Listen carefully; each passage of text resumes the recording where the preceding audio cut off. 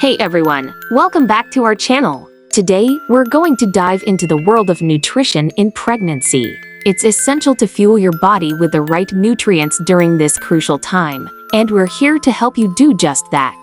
Did you know that during pregnancy, your body needs extra nutrients to support your growing baby? That's why it's crucial to consume a balanced diet that includes a variety of fruits, vegetables, whole grains, and lean proteins. These nutrients will help ensure a healthy pregnancy and a healthy baby. It's also important to stay hydrated, as your body needs extra fluids to support your growing baby. Drink plenty of water, and if you're feeling thirsty, it's a sign that you need more fluids. Remember, a healthy pregnancy starts with a healthy diet.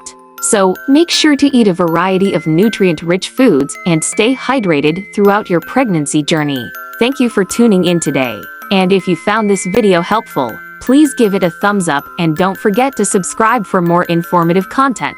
Until next time, take care of yourselves and your little ones.